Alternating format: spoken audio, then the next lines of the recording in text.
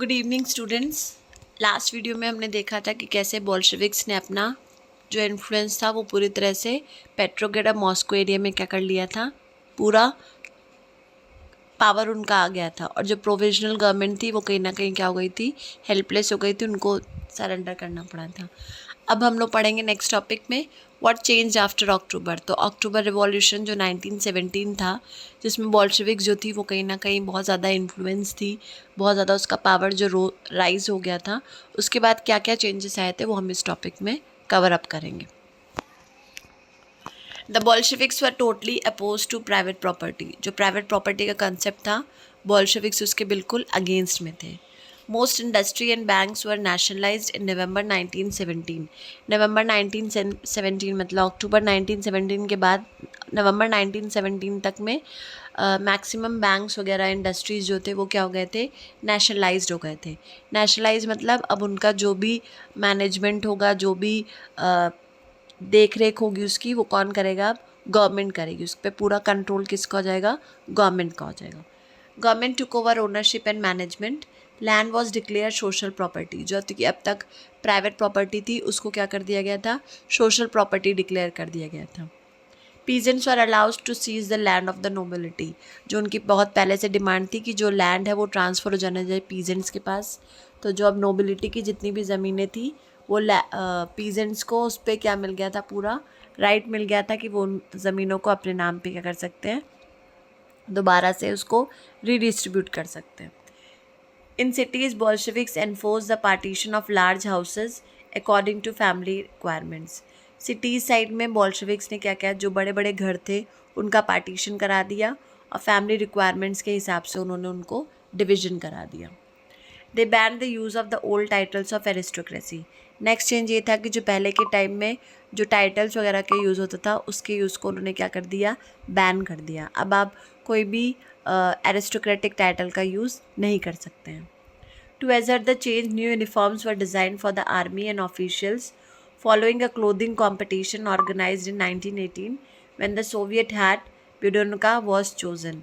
फिर यहाँ पे चेंजेस को उन्होंने इम्प्लीमेंट करने के लिए नई यूनिफॉर्म्स डिज़ाइन करा दी आर्मी के लिए, ऑफिशियल्स के लिए, और इसी में क्लोथिंग कंपटीशन हुआ था 1918 में।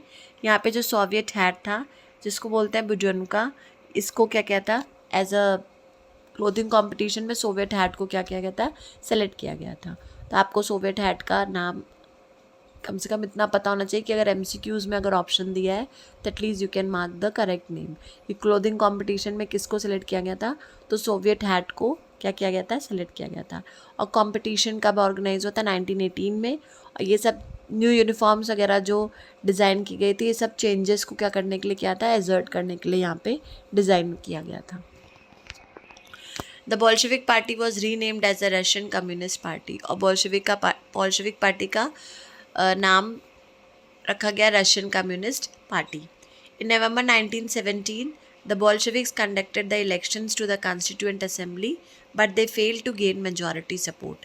नवंबर 1917 में बोल्शेविक्स ने इलेक्शंस कंडक्ट किए थे कॉन्स्टिट्यूएंट असेंबली के लिए, लेकिन उनको मेजॉरिटी का सपोर्ट अभी नहीं मिला था, तो वो किसी तरह से इलेक्शंस में जीत नहीं पाए थे। In January 1918, the Assembly rejected Bolshevik measures and Lenin dismissed the Assembly. जनवरी 1918 में जो असेंबली थी, कॉन्स्टिट्यूएंट असेंबली, उन्होंने बॉल्शेविक्स के मेजर को रिजेक्ट कर दिया। उन्होंने बोला कि जो भी ये लोग कर रहे हैं वो ठीक नहीं है, और लेनिन ने इसीलिए असेंबली को क्या कर दिया, डिसमिस कर दिया, क्योंकि असेंबली ने बॉल्शेविक्स के मेजर्स को क्या कर दिया था, रिजेक्ट कर दिया था। उसके रिजल्ट पे लेनिन ने असेंबली को डिसमिस कर दिया था। He thought the All-Russian Congress of Soviet was more democratic than an assembly elected in uncertain conditions. अब लेनिन को थॉट आया कि जो पहले की जो सोवियत थी, all Russian Congress of Soviet जो थी वो ज़्यादा डेमोक्रेटिक थी, क्योंकि उसको लोगों ने मिलके बनाया था। और ये जो अनसर्टेन कंडीशन में जो असेंबली इलेक्ट हुई है वो क्या है, वो इतनी डेमोक्रेटिक नहीं है, वो इतनी ज़्यादा अच्छे से काम नहीं कर पा रही है। तो उसको लगा कि असेंबली को डिसमिस कर देना चाहिए, और जो पहले all Russian Congress of Soviet काम कर रहा था उसी को, कंट्री को क्या करना चाहिए, रन करना चाहिए। In March 1918, despite opposition by their political allies, the Bolsheviks made peace with Germany at Brest-Litovsk. मार्च 1918 में अपोजिशन बहुत ज़्यादा हो रहा था, लेकिन उसके बावजूद बोल्शेविक ने जर्मनी के साथ क्या कर लिया था, एक एग्रीमेंट कर लिया था, पीस एग्रीमेंट कर लिया था। और जिस जगह पे एग्रीमेंट किया था वो है ब्रेस्ट लिटोस्क, ये जगह है। तो ये भी एमसीक्यू में आ सकता है कि name the place where the peace agreement was made between Lenin and Germany. तो answer will be Brest Litovsk. तो यहाँ पे बहुत ज़्यादा अपोजिशन होने के बावजूद भी मार्च 1918 में लेनिन ने जर्मनी के साथ क्या कर लिया था, एक एग्रीमेंट कर लिया था, पीस एग्रीमेंट, कि वो दोनों एक दूसरे को क्या करेंगे, सपोर्ट करेंगे। और अब वो दोनों एक दूसरे को बिल्कुल भी एक्सप्लॉइट टॉर्चर नहीं करेंगे।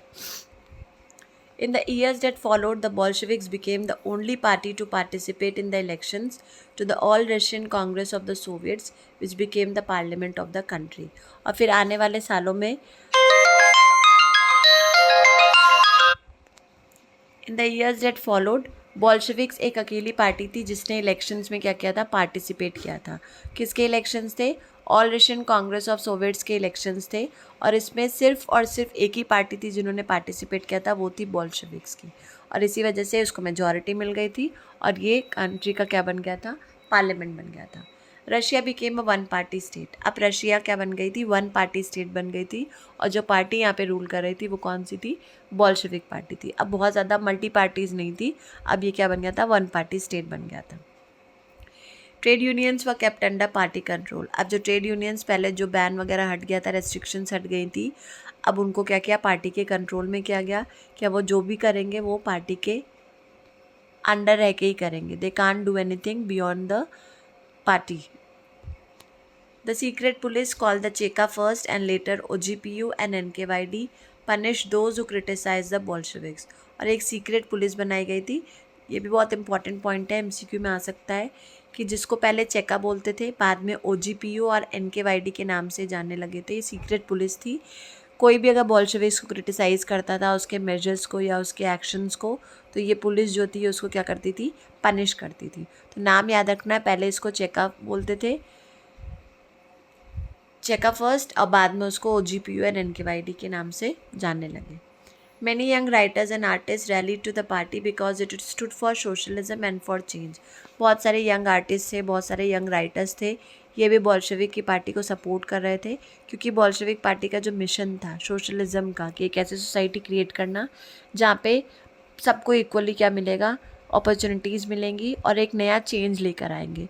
तो नए चेंज और सोशलिज्म के आइडिया को सपोर्ट करने के लिए बहुत सारे आर्टिस्ट, बहुत सारे राइटर्स जो थे वो बॉल्शेविक्स पार्टी का सपोर्ट करने लगे।